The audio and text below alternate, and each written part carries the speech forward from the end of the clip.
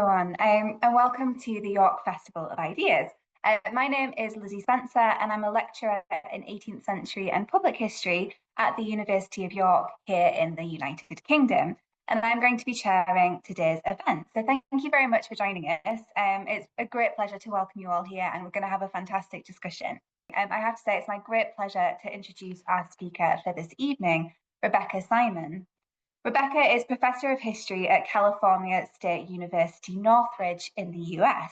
So it's the morning for her, so thank you very much for joining us. And is a historian of early modern piracy, colonial America, the Atlantic world, and maritime history.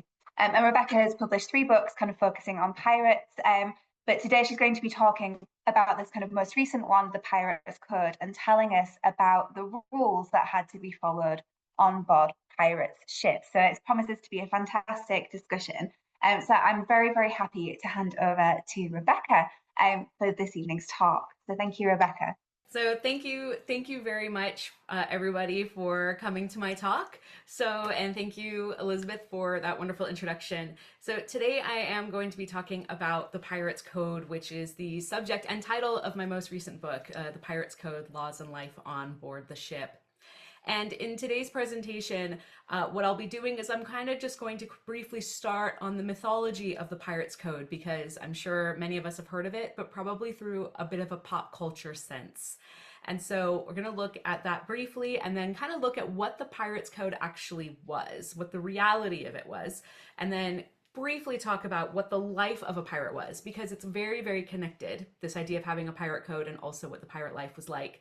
And then we're going to go into the Pirates Code itself. So what I've done is I've arranged the presentation to kind of go in the order of what the different codes were for the most part. And so we're going to be looking at work life on the ships, punishments, health and safety, sexuality, safety, weapons and battle tactics, food and drink, vices, and then finally we'll finish with entertainment and culture, all of which, yes, were parts of the pirate codes. All right, so let's get into it. So to start off, we've probably heard a lot about the Pirates Code through pop culture, but most famously, the Pirate Code was used in the film Pirates of the Caribbean: The Curse of the Black Pearl, which came out in 2003.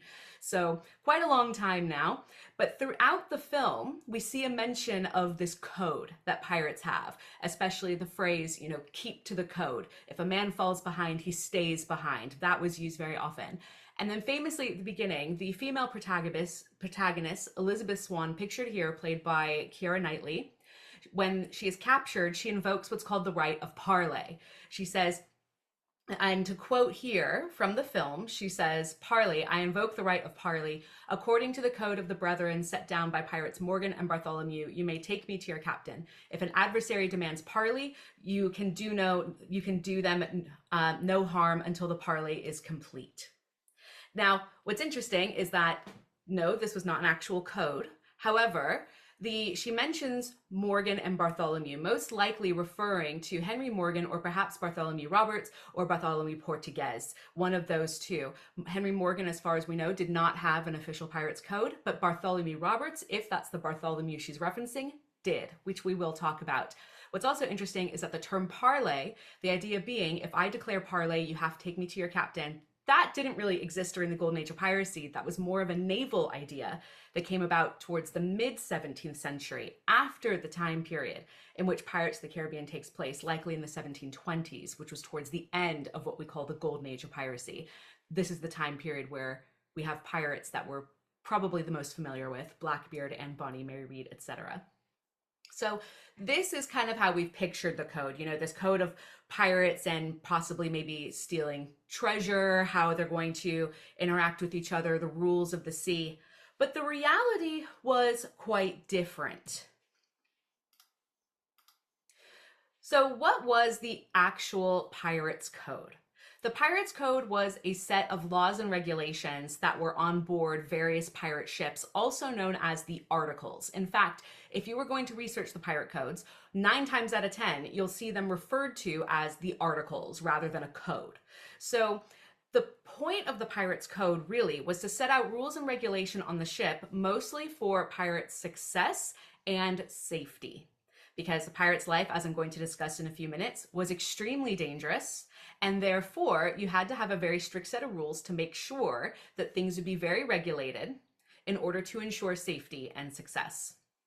So, one quote, famous quote about the Pirates Code. So, a man named Jacob Bucoy, who had been a captured pirate, he had a very long deposition at Pirates trial where he basically kind of described all these codes in detail. And so the way he described them is each band or association, meaning pirates, a group of pirates or their ship, has its laws and statutes which are agreed by consensus and signed by the interested parties who intend to uphold them by placing, in English fashion, 2 fingers on the Bible or perhaps another text that they might have. And so this was how he described it, and along with how the different codes were set in place. It is true that when there were decisions to be made on a pirate ship, it was all done by unanimous consensus. So we have this idea that pirate ships might have actually been quite democratic or even egalitarian because pirates had to vote in ideas like punishments, how to set up different rules and regulations. And so it wasn't just the captain's decision, everybody had to have a say in this. So some famous codes, we don't know exactly how many pirate ships had their own specific code or set of articles. We don't know. Pirates, for the most part, did not keep records, but we do have records of 4 different pirates who did have a set of codes. First is the pirate Edward Lowe, the pirate George Lowther, Bartholomew Roberts, who I mentioned just a few minutes ago, and John Phillips.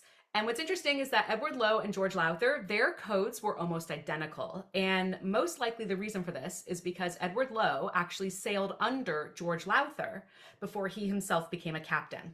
So it's very possible that he was kind of inspired by this and took the rules for his own. Bartholomew Roberts, his codes were very detailed, in particular about what pirates were allowed to do versus what they weren't allowed to do on the ship, a lot of which had to do with vices and fun. And John Phillips, what's very interesting about his is that the pirate codes were mostly about what the punishments would be, for the pirate if you disobeyed the rules. So what was the life of a pirate? What was the real danger of a pirate? So once you were a pirate, your average lifespan was about 2 years. So what I mean by this is that on average, within 2 years, you most likely would have had one of 3 things happen. One, maybe you were lucky enough to kind of survive, go home, and retire. You could make enough money to live comfortably for your life in just 1 or 2 years if you were successful as a pirate. This was the exception to the rule, however. 2, dying at sea, in battle, perhaps, but most likely disease or infection from wounds. And then 3, capture and subsequent execution. Any pirate that was captured would be put on trial, initially in London at Newgate, and then they'd be executed in Wapping, which is in East London on the bank of the Thames at a place called Execution Dock. And then eventually they began setting up these court systems in the American colonies as well. But it was kind of a show trial, and you were guaranteed to be hung. So it goes to say pirates knew the risks for the most part when they went into this, if they voluntarily went into piracy, because yes, there were pirates who did not choose to do so. And where did they operate? During the golden age of piracy, kind of this time period between the 1650s and the 1720s, this is a period where we had pirates operating independently, meaning that they were not being hired by a government. Those are people known as privateers, and they were not being charged to, work for a king during war, et cetera, et cetera. These are pirates who operated very specifically for themselves and fought for themselves against their chosen adversaries. And so they indiscriminately robbed ships of various origin. Pirates were such a problem that eventually they had to create what was called the Act for the More Effectual Suppression of Piracy, enacted by King William III initially in about 1700, and then it was sort of renewed throughout the early 18th century.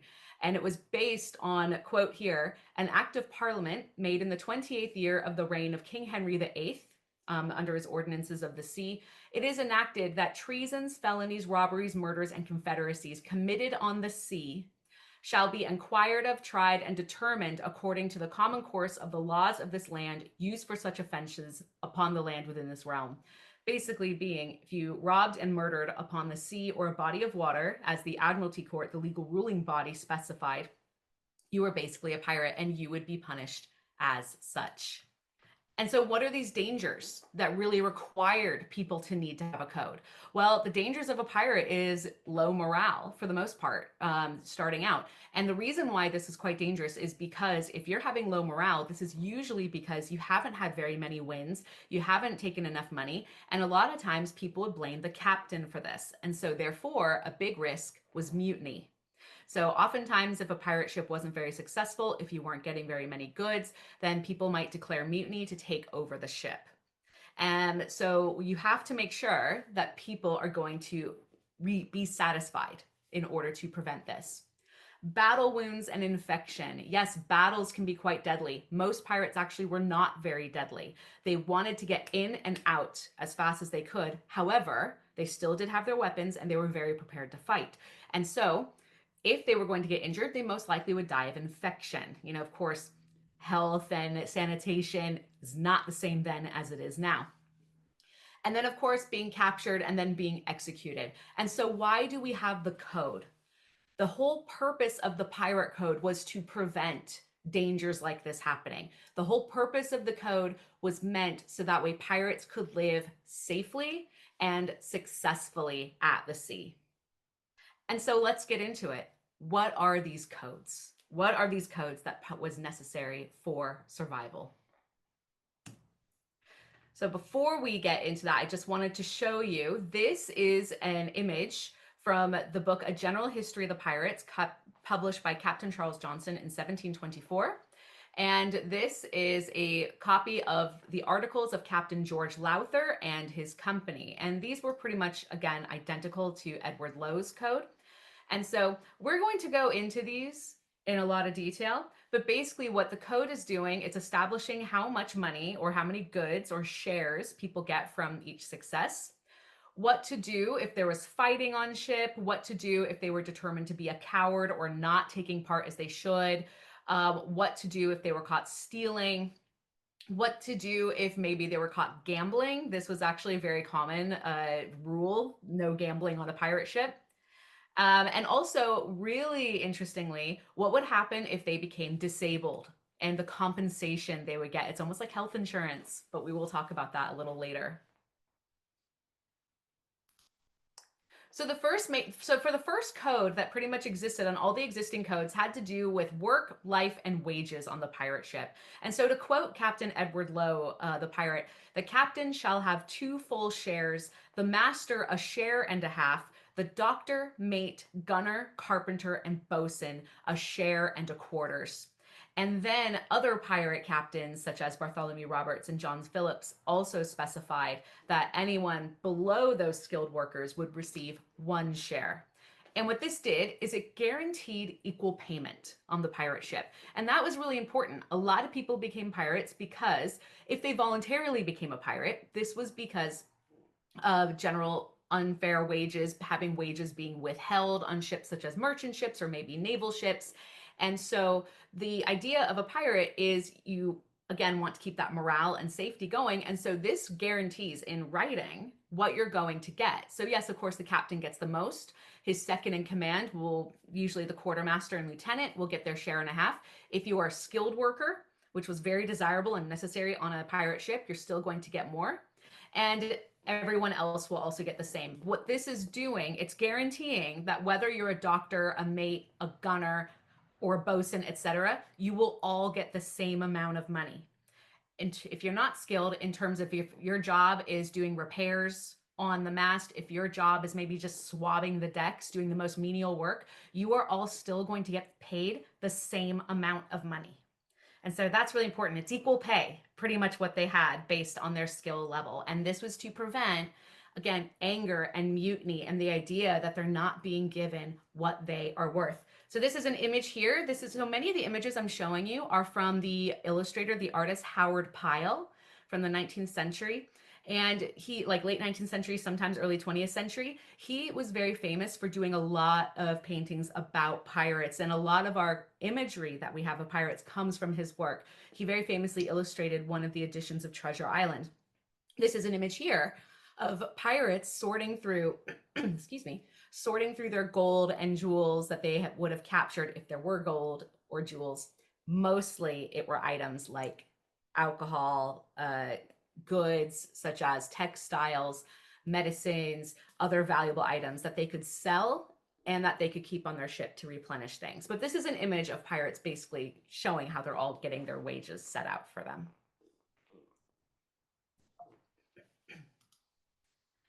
Now, punishments. Punishments were very common. You know, of course, you had to make sure you did keep law and order. And this is quite interesting because many people who voluntarily became a pirate would also do so because of really unfair punishments happening on naval ships or merchant ships, you know, being held under very harsh conditions, a lot of arbitrary punishments, severe beatings, etc., etc. And the idea of being on a pirate ship is that you would have better treatment. However, what's interesting is that in order to have this better treatment, you still had to be able to have a lot of strict rules. So, for example, again, like I said a few minutes ago, John Phillips, he was known for having pretty much all of his articles related to punishment. So, some examples: if any man shall offer to run away or keep any secret from the company, he shall be marooned with 1 bottle of powder, 1 bottle of water, 1 small arm, and shot. We may have seen in pop culture that if you're being marooned, you're allowed to have 1 gun with 1 bullet. Well, this is true. That was very common. But the idea of being marooned, it wasn't necessarily a way to, you know, it's kind of been believed that you have 1 gun with 1 bullet, and this way that you would kill yourself essentially if conditions were bad. That wasn't necessarily the case. It was usually if you could if there was a ship coming by, you could send a signal. That's really what the purpose was. But being marooned again was a reality. It wasn't as common as we think, but it was a reality. Basically being left on an island, hopefully to be picked up elsewhere. If any man shall steal anything in the company or gamble to the value of a piece of 8, he shall be marooned or shot. Stealing was very, very bad on a pirate ship. There were cases of pirate captains who were caught taking more than their fair share, and that was considered stealing, and they were even ousted. So that was very big deal. Gambling was also seen as a big deal on pirate ships because this could cause a lot of fighting, it could cause a lot of theft. And then finally, if at any time we should meet another marooner, that is a pirate, someone who they come across who's been marooned, that man shall sign his articles, meaning agreeing to the code, taking the oath on the pirate code, without the consent of our company. So if they do that without actually being told to do so, they shall suffer punishment as the captain and company shall see fit. So basically, if you try to escape, you can get marooned. If you are stealing, you can get marooned. If you are trying to join a pirate ship but without having been formally invited to do so, you could be punished by captain and company. Again, you're all voting it together. And so that's really important. Any sort of major punishment is going to be decided very much together.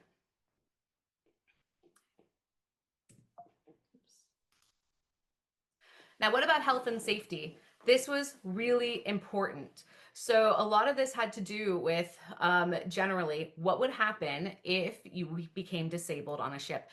This was a huge reality. This could happen because of battle wounds and infections. You know, sometimes, a lot of times, if you had an infection back then, the quick solution, amputation. Amputation was very common. You know, if you were going to show you had a wound that was becoming gangrenous, meaning dead tissue, you know, we'd operate on that today. Back then, the quickest solution was you cut off that limb to prevent it from spreading. Or if you had a very severe break on the bone, then that would also kind of guarantee this as well. So some examples here. According to Bartholomew Roberts, no man to talk of breaking up their way of living till each had a share of 1,000 pounds. If in order to do this, any man should lose a limb or become a cripple in their service, he was to have $800 out of the public stock and for lesser hurts proportionally. Basically being you're kind of guaranteed to get 1,000 pounds if you're injured. If you actually do become lame or maybe lose a leg or lose a hand, lose an arm, then people would collectively give you about $800 worth out of their shares, and also for lesser injuries depending on the severity. Now, to get more specific, according to Captain George Lowther and his company, and also Edward Lowe, He that shall have the misfortune to lose a limb in the time of engagement shall have the sum of 150 pounds sterling and remain with the company as long as he shall see fit. So, meaning if you lose a limb, an arm or a leg, then you're still allowed to work on the pirate ship. You're not going to be marooned. You're not going to be abandoned. They will find the accommodations for you. So you may have seen famous images such as Long John Silver from Treasure Island having a peg leg, or maybe Captain Hook having a hook for a hand. These are examples showing what solutions would be if you lost a limb. And so then, according to John Phillips, even more specifically, if any man shall lose a joint in the time of an engagement or battle, he shall have 400 pieces of 8. If a limb, like an arm or a leg, 800. So it even kind of shows the breakdown. So you're getting pretty nice compensation. And so as a result, you wanted to try to stay safe as much as you could. You wanted to avoid getting injuries because, again, this is a lot of money to have to be given. And, people did want to avoid severe injury like that. Now, health was also very important, and it was a huge risk. There's a lot of disease at sea, things like scurvy, which is due to a lack of vitamin C. This was very common at sea, because to the point where it even became a derogatory term, you scurvy dogs, et cetera, et cetera. And this is because of a lack of fresh fruits and vegetables. Now, pirates did not suffer scurvy as often, and this is because when they would rob ships, they would keep half of what they could take, and that include food stores. And so they had more access to fresher food. And also pirate ships mostly operated around land. And so, to take over a lot of shipping lanes. And so when they were able to get onto land safety, they could replenish those stores as well. But it was still very much a risk. So there was a lot of risk of injury. There was a lot of risk of illness. Stomach problems were probably the most common. Food would go bad, water would go bad. And so things like dysentery or the flux, which is what we call diarrhea, or the bloody flux, kind of more known as dysentery, that could be a common ailment. But what's interesting is that it was actually often used as an excuse when pirates were captured and put on trial. This idea being, you robbed a ship, you fought on battle, you all did this, therefore you must be guilty of pirates. What do you say? And there were many pirates, if you look at trial transcripts, who would claim, I did not fight, I was not there at all because I was below deck, ill with the flux, or ill with the bloody flux. Kind of basically saying, no, I had stomach problems, I couldn't fight. So that was a pretty big deal. Now, a lot of times on pirate ships, you really had to deal with injuries and illness on your own. And so if they were going to capture a ship, a lot of times pirates would take hostages or force people onto their ships. It wasn't really to get money, like we might think. It was usually to replace members of the crew, or ideally to get a skilled worker to be forced into their crew. Let's say they rob a ship that had a surgeon. Well, that's a really great find. So the surgeon's going to be kidnapped and basically be forced into piracy because they need one, or a navigator, or a purser, someone in charge of, keeping track of the money, et cetera, et cetera. And these people would often be forced into piracy, forced to sign the articles, and also be forced to take a share of goods. And that's really important to understand, because if a lot of people who are condemned as pirates, even if they said, I was captured, I was forced into it, I had no agency here, if it was proven that you took an equal share, or they gave it to you and accepted it, you are complicit of piracy. So it's a big risk for everybody involved. But what the articles did is they guaranteed that people could be compensated for illness or injury in a way that they could not be done so on many other ships. Now, a big question is, what about sex, sexuality, and relationships on the pirate ship? There's kind of a lot of ideas that people think that there may have been a lot of, quote unquote, gay pirates or homosexual relationships on pirates, a place where there were a lot of people who were marginalized and couldn't have freedom elsewhere. This is a little bit of a misnomer, because the concept that we think of being gay, homosexual, LGBTQ, that was not the same concept back then. So, but what we did see was evidence of kind of civil unions on a pirate ship known as matelotage. And what these civil unions allowed is that it basically said, I so-and-so am going into kind of a civil union or into matelotage with this other pirate, and I leave all my goods to them in case something happens to me. And what this really did is it guaranteed that their goods would not be stolen, or that their goods ideally could get back to their families at home, because many pirates had families. Sometimes perhaps it could have been because of a romantic attachment. Usually this was something people took a blind eye to. But at the same time, relationships were very discouraged on a pirate ship. For example, the articles of Captain Bartholomew Roberts stated specifically, no boy, so that could imply a male prostitute, not necessarily a child, but it could imply a male prostitute, no boy or woman to be allowed among them. If any man found seducing any of the latter sex and carried her to sea disguised, he was to suffer death. Meaning, you may not bring a woman on the ship, and if she is discovered to be disguised, everyone's going to be put to death here. John Phillips, he specifically stated, if at any time we meet with a prudent woman, meaning not a sex worker, that man that efforts to meddle with her without her consent shall suffer present death. Basically meaning, if you commit sexual assault to a woman on land who is not a prostitute, then you can suffer death. So this is also very interesting, kind of, really saying, we are not going to be committing those types of crimes. We are not going to be allowing you to bring women onto ships. We're not going to allow you to bring quote unquote boys onto the ships. There's this idea that a lot of times maybe this is because women were seen as bad luck on ships. Again, that's a bit more of a myth, but the idea was in mythology, sirens and mermaids are female figures that would lure sailors to their death. And so that's kind of where we get the idea from. But really, it was felt that women could cause a lot of complications. They were believed to not be able to be a pirate. They were not able to. Do it mentally, physically, emotionally, and also they felt it could cause a lot of jealousy and a lot of problems that they could get in the way. Now, pictured here are two very famous female pirates, Anne Bonny and Mary Read, and they sailed together with a pirate named Captain Jack Rackham between August and October of 1720, and they did fight openly as pirates. Anne Bonny was married at sea to Jack Rackham, making her the captain's wife. We don't know the origins of Mary Read. We don't know how she came to be onto this ship, but they were given pretty much equal status as pirates. During battle, they wore men's clothes, as you can see pictured here with their weapons. But what's interesting is that we have this idea that they were disguised or that they were cross-dressers. They weren't. According to witnesses like Dorothy Thomas, who had been taken hostage but then let go and then later spoke against them at their trial in Jamaica, she stated that they wore women's clothing when not in battle. So they were openly women on the ship. This is the exception rather than the rule. On non-pirate ships, sometimes captains and lieutenants would bring their wives, and they were given equal status. Sometimes we would see women employed on ships, usually doing things like nursing or health-related or food-related or sewing-related. But again, that was the exception rather than the rule. Just keeping an eye on the time.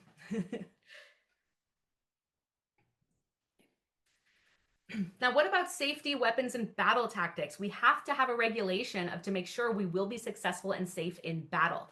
So these rules really had to do with making sure your weapons were in top condition at all time. That was really important.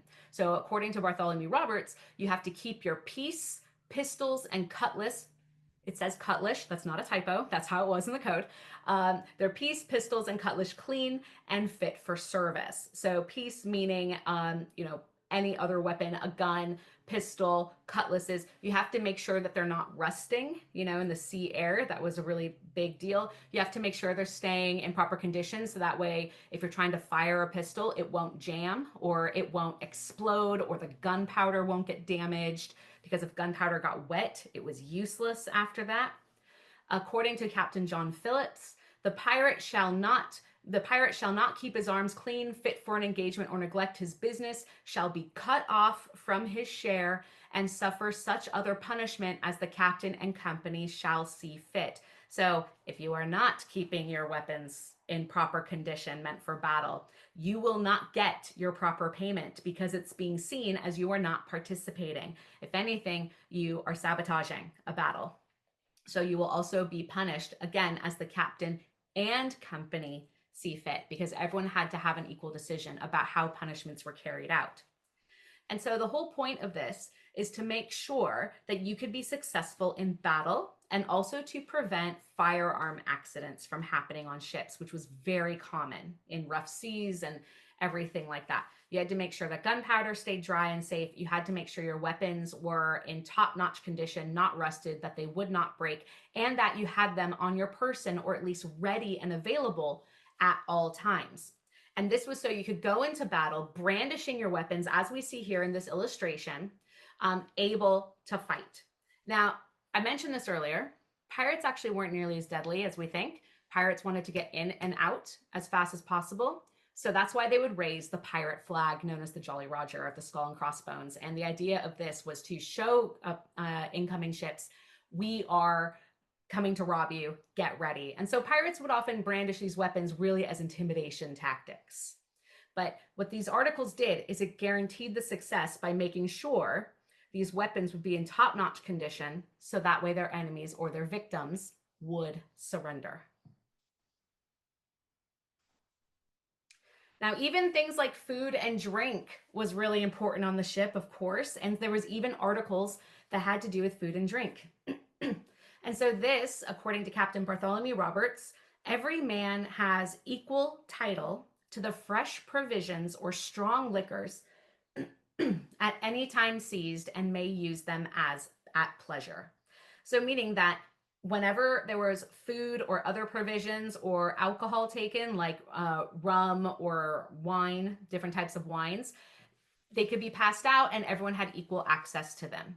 So because pirates robbed ships and kept about 50% of all the loot, this meant that they generally had a replenished supply of food on a regular basis. So pirates were actually healthier than a lot of other sailors, or at least they appeared healthier. They weren't necessarily as malnourished, and they did not have scurvy quite as often. Now, they did drink quite a bit. Sometimes some pirate captains actually did ban drinking on the ship because they felt it could cause a lot of problems.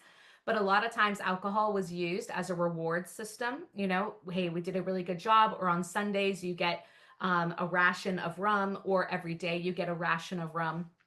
This was important. You know, we kind of joke that pirates were alcoholics and all they wanted was rum. You know, Pirates of the Caribbean, why is the rum gone?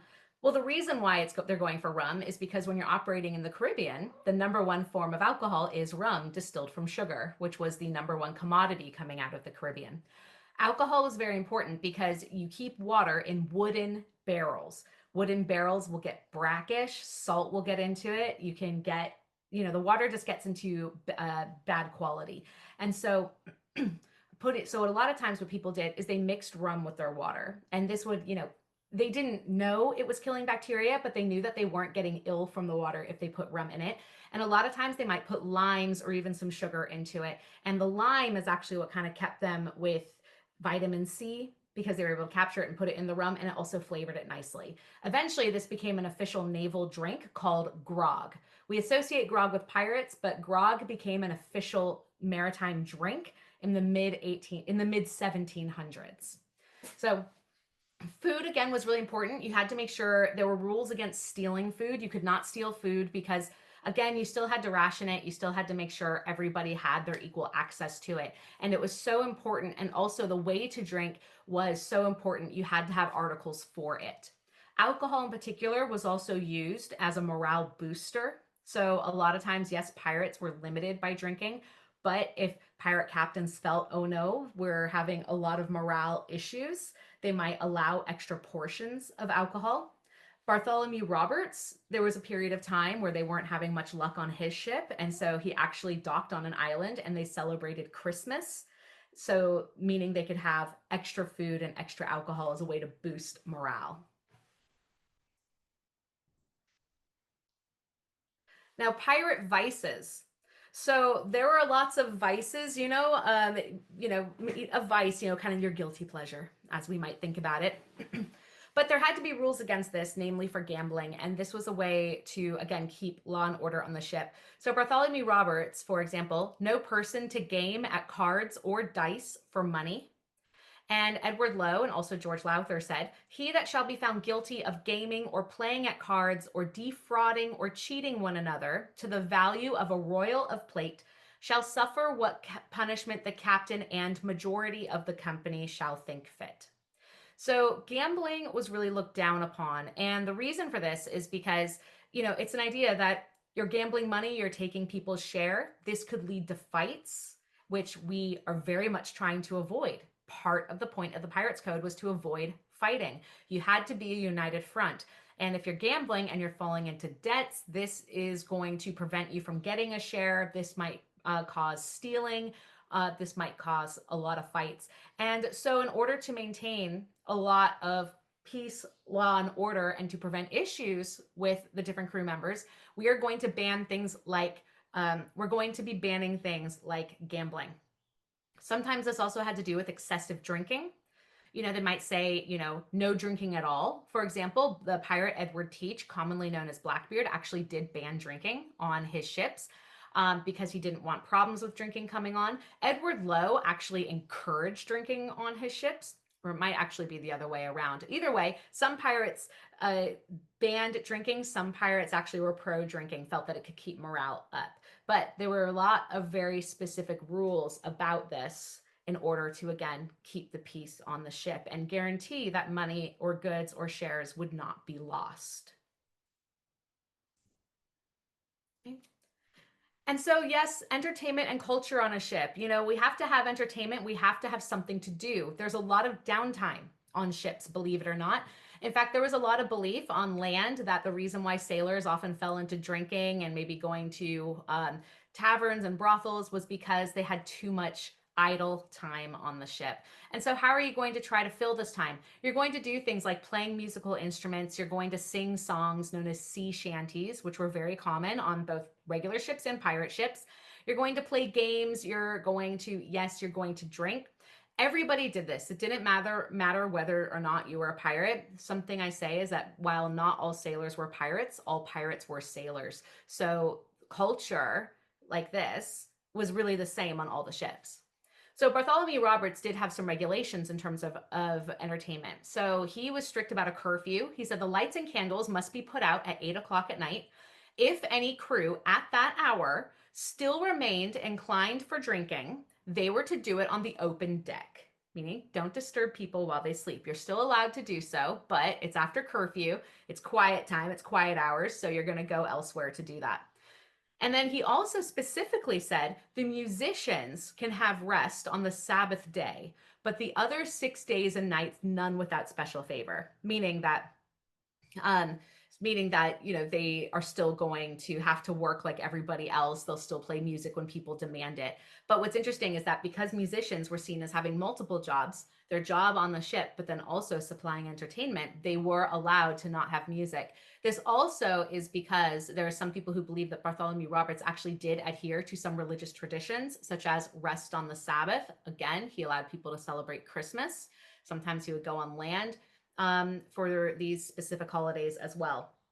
So having entertainment on a pirate ship was important to alleviate boredom. When you're bored, this is when fights could break out. People might start missing things. Maybe they, might miss a danger at sea. Maybe they might get a bit lax and something could fall into disrepair.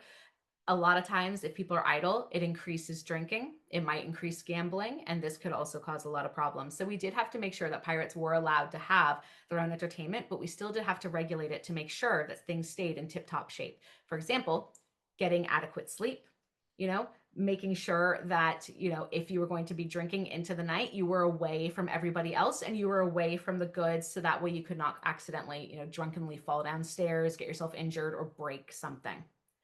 So the whole point of these pirate articles and these pirate codes, as we think, again, they were meant to keep law and order on a pirate ship while also making sure morale stayed high, that rules and regulations were very clear. They specified in writing you would get equal payment. They specified that if you were injured, you would get compensation for it. You very clearly knew what would happen if you were caught gambling, sneaking women on board, how to handle your own partying and entertainment, making sure that all of your weapons are going to be safe. All of this was meant to specifically make sure that a pirate ship was going to be very successful, so that way you can guarantee that a pirate can live as long as possible before the average 2 years runs out, before you either can go home, get captured, or be killed in battle. So thank you very much. This is my contact information, my website, my email, my socials. And then these are, if you're interested, these are the books I've written. Most recently, The Pirate's Code, Laws and Life Aboard Ship. I've also written Pirate Queens, The Lives of Anne Bonny and Mary Read, and Why We Love Pirates, The Hunt for Captain Kidd, and How He Changed Piracy Forever. So thank you very much for coming to my talk and hearing all about the Pirate's Code. Wonderful. I'm sure people are applauding in their own homes, although we can't necessarily hear it. Thank you so much, Rebecca. That was really interesting. We have already got some really fantastic questions coming in the Q&A box, so I'm going to try and get through as many of those as possible. So please feel free to kind of type any questions, comments. I see some of you have made suggestions for sources and kind of things that Rebecca might be interested in. I'm going to focus on questions, but we'll make sure that she gets those afterwards as well, so she can kind of look at some of those comments. So I'm going to start out with a question from Helen, which kind of focuses on source material and the process of research. So Helen asks about sourcing material for islands in the West Indies, and was recently looking into the merchant John Ham, whose ship was stolen by John Rackham. And Helen is kind of struggling to find more material about this. So she asks, how do you bridge the gap for locations that lack newspapers like Jamaica and have very few letters sent? I was recently looking into the merchant John Ham, whose ship was stolen by Jack Rackham, going by calendar papers, former pirate from Leeward Islands, but I can find precious little else. How do you bridge these gaps for, whoops, where'd that go?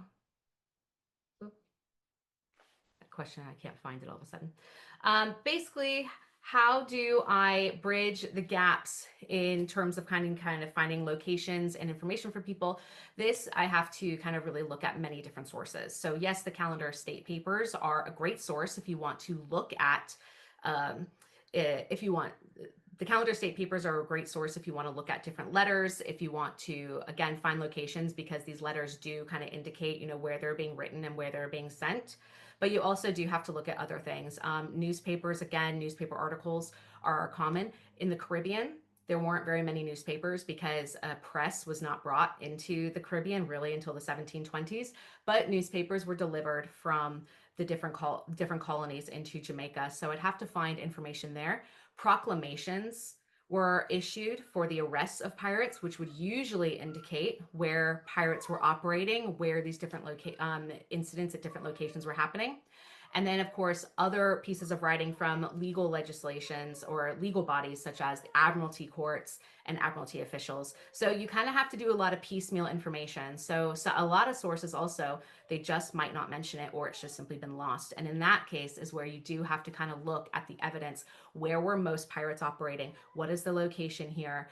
Who is this person? What's the background of that specific person? And so that can kind of help you really start to gauge a location or a year where someone is from. And I saw a correction about Howard Pyle versus NC Wyeth. Yes, those are two people that I do confuse. However, they did inspire each other, and their paintings, they're both really excellent artists if you want to be able to see brilliant representations of piracy that have very much influenced the way that we look at them today. Fantastic, thank you. We've got loads of questions coming in, so I'm afraid we might not be able to get through all of them, but I'm going to do my best. So if I've marked it as answers, it's on my radar. So I'm going to actually combine two questions now. So the first is, what got Rebecca interested in pirates initially? And the question I'm going to combine it with is, what is your opinion on Pirates of the Caribbean? Because actually, I imagine for a lot of us, that's maybe a way that we got interested in pirates. So I got interested in piracy really when I was in grad school doing my master's degree. And I was taking a course on Atlantic history because I loved colonial America. I loved early modern Britain. How do I combine it? a new program known as Atlantic History. And in that, we read a book called Villains of All Nations by Marcus Rediker. And he really talked about pirates and what was called the dialectic of terror between piracy and then British officials going after them, and also looking about how kind of the social history of pirates and how they operated. I had no idea pirates was something to even study. I thought they were really just pop culture. You know, my information was really Pirates of the Caribbean, the film, the ride, Disneyland, Treasure Island. And I found it really interesting. How did we get from this real account of pirates to Jack Sparrow? And I really wanted to explore that. So I decided to make that my master's thesis topic, looking into kind of how perceptions of piracy changed. And when I did my PhD, I wanted to take that further. And I really had to narrow that down more specifically. And I saw that Captain Kidd was taken to Wapping to be executed for piracy. I knew from other readings that most people were taken to the Tyburn Tree in West London to be executed. I wanted to know why Captain Kidd was taken elsewhere. And I discovered that the reason why he was taken elsewhere, well, it hadn't been written about. And so I decided to make that my topic. So I began researching public executions of pirates. And basically, it was to symbolize the scene of the crime, but it represented a lot of, you know, British jurisdiction and maritime challenges. Now, in terms of Pirates Caribbean, I love the film. I love the first film. I won't lie, I've only seen the others once. I didn't like them as much, but I think the first film did brilliant in terms of bringing in maritime mythology into the pirate world. Of course, some of it, again, was a bit exaggerated, but I thought they also represented kind of the challenges between controlling the seas and the problems pirates were creating during the golden age of piracy. If there's something Disney does very well, it's if there's something Disney does very well, it's researching their mythology and trying to get as much correct as they possibly can. So while yes, it is fiction, yes, while they do use fictional codes and ideas of buried treasure, which again is mythology about pirates for the most part, I still think they do get a lot of maritime myths and imagery very well. So I recommend that movie quite a bit. If you want something a bit more accurate that's fiction, I highly recommend the show Black Sails. I think that's probably done the best job in terms of what the accurate representations of pirates were. Fantastic, thank you. Actually, there's another question about whether walking the plank was actually a real thing. So that might kind of tack on quite nicely to that discussion of pop culture and kind of the myths around piracy. Yeah, walking the plank wasn't really a punishment. I have not really found records describing that. I think, according to Marcus Rediker, there was maybe one possible case of someone being tossed overboard, but that again was quite rare. People would be marooned, and also, you know, pirates were really loath to deliberately get rid of a member of the ship.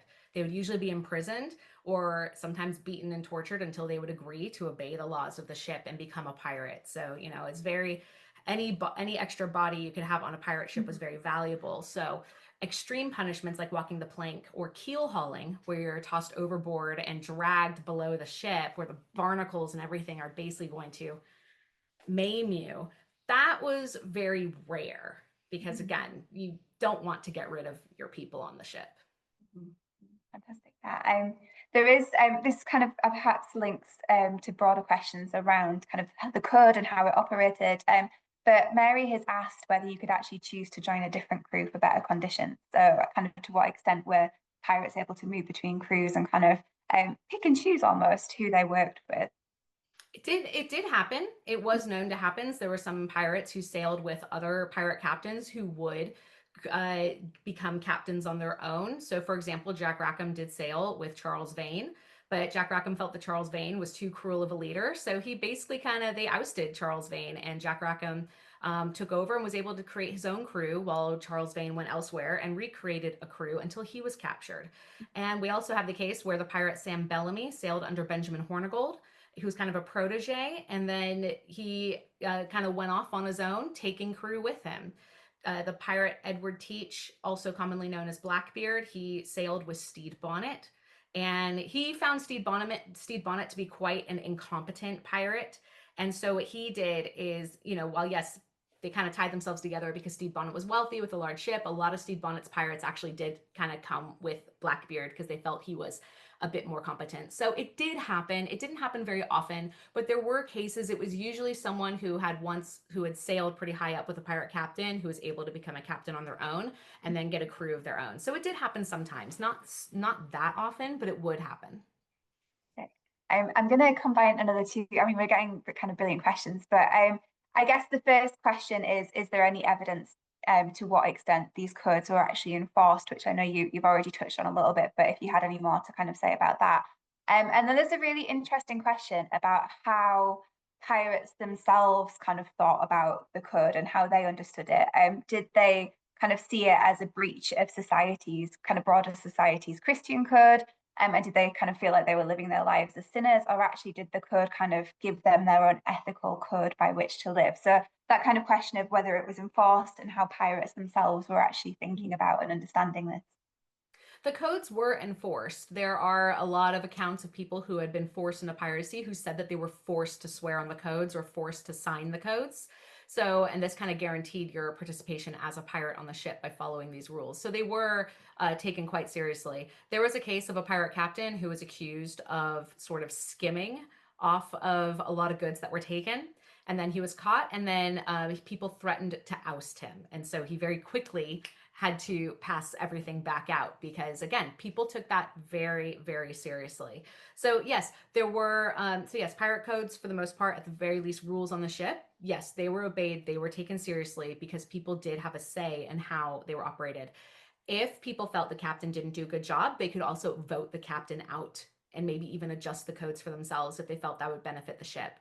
In terms of, did this kind of have a contradiction or a relationship with religious codes, those kind of a lot of like religious codes and morality on pirate ships or on land didn't really translate into pirate ships very well. In fact, a lot of times at sea, a lot of religious regulations didn't really play a huge role. Yes, ships often would have a Bible on board. Sailors and pirates were very superstitious, and so they kind of had a lot of their own mythology and regulations in terms of kind of behavior. And sometimes they might have religion. So for example, on Bartholomew Roberts' ship, he did allow rest on the Sabbath. He did, again, allow people to celebrate Christmas. There were cases of pirate ships who were docking during Christmas, so people could go off and they could celebrate and go do what they would like. But for the most part on ships, religion, traditional religious practices that we might see on land didn't really have as much of a place at sea. So a lot of people felt that, not just pirates, but sailors in general were actually quite irreligious or did have a lot of sin in them. And that was because they had too much idleness on a ship. But really, at sea, their own rules really took precedent and they kind of made everything work for themselves and for their own success at sea. There are actually a couple more questions. I'm conscious that we are due to finish at 7 o'clock, and Rebecca's done a fantastic job of getting through as many as possible. So I'm going to try and get through the final few. I guess that kind of question around maybe some of the practicalities of this actually. So there's a question around sleep and how people kind of managed sleep on board a pirate ship, and how pirates kind of worked that between them. And another question actually about whether captains and kind of skilled crew members were likely to live longer than the rest of the company. So kind of, yeah, that kind of very practical management of sleep, but also perhaps the life expectancy of some of the different people on board. Yeah, so sleep was, of course, did happen on ships. People did have a curfew. People often slept in kind of like a big bunk room of sorts or places where they might be able to hang hammocks, and people would often share them in some ways if it was very crowded. Sometimes sleep was done in different shifts. People would have to make sure things were running at night just as well as they were during the day. So sometimes people might have like the night shift, more of a day shift, or certain hours in which they were allowed to sleep. Some would sleep below deck. There were some who might also sleep above deck, but that was a bit more rare, wasn't seen to be quite as safe, and you could get in the way of people working. So yes, people did sleep. They did have rules for sleep, as we saw with one of the codes having a curfew. But again, you did need night workers, so they would often kind of share. They would often switch off. Now, in terms of, oh gosh, what was the second half of that question? Just whether kind of captains were likely to live longer than other crew members. That's right. Yes, they were. And the reason for this is because the captains often didn't, sometimes captains joined in with the fight, but they were all often kind of there as, the person to lead the fight, but they weren't necessarily doing a lot of fighting themselves. If you were a skilled worker, such as like a carpenter, a cook, a surgeon, a navigator, purser, you did not fight. a lot of times you stayed behind because the purser needs to be there in order to catalog and archive the goods that they were able to get, navigator to make sure they're sailing correctly, a cook to make sure that their food stores stayed safe, and of course a surgeon is going to stay on their ship so that way they can treat anybody who's being injured. So they were offered a bit more protections in that they generally did not fight. Sometimes they could if they chose to, but if they didn't, it wasn't seen as something cowardly. It wasn't seen as something that, they did to dishonor the ship. Sometimes people were told very specifically to not fight because they needed people on their own ship to defend things and make sure things stayed safe. So yeah, if you were a captain or you were a higher position, you had a much more likelihood of survival as a result. I'm afraid we're probably not going to get through all of the questions. There's some really interesting comments about kind of Grace or Grania O'Malley, who's kind of another pirate queen. There are people suggesting other fictional, talking about other fictional depictions of pirate life. So, for example, Our Flag Means Death, which I think about as well when you were talking about kind of Edward Teach, and novels about Anne Bonny in particular. But I guess I might end on a final question about perhaps the scale of this, because you mentioned the different kind of phases of piracy, the golden age of piracy. And one of the questions is about kind of figures on the number of pirate vessels that would have been operating in any given area. Perhaps figures might be difficult to kind of land at, but I just wondered if you could end by giving us a sense of the scale of this and kind of the size of these operations. Mm-hmm. Yeah, so it's the scale and size of the operations and is kind of actually a debated topic in terms of, how significant was piracy? Was it actually a big problem? Was it actually as important, or is it actually downplayed? I know that Marcus Rediker and David Cordingley, who wrote Under the Black Flag, they both actually have kind of listed and estimated that there were a total of about 4,000 pirates who had been executed during the golden age of piracy, just like in the 18th century alone. So this does indicate that we had many ships and many, many pirates. In terms of the amount of ships in any given area, that is a little hard to calculate. I do not have calculations of that. I'd have to kind of look it up. But in some areas, you might just have like a small pirate ship here or there. Other areas were known to be like infested with pirates, kind of a quote from calendar state papers and other sources, particularly in places like on the northeastern seaboard, like places like around Philadelphia, Rhode Island, the Carolinas. They were known to be like receptacles of pirates because they would often allow pirates to kind of come in, and people would offer pirates kind of a safe haven. There were many colonists and even governors who did support pirates. Most pirates would operate in and out of the Bahamas. The Nassau on the island of Providence became known as like the pirate city or the pirate kingdom in the 1700s. Before that, in the 1600s, Jamaica was the place where there were hundreds of pirates as well. And this was a place where you had a lot of kind of criminal types of people go. And pirates really operated in and out of there until a massive earthquake hit Jamaica in 1692. And basically, pirates scattered. The Navy came in. The War of Spanish Succession broke out, and many pirates took a pardon to become a privateer to fight for the government in that war.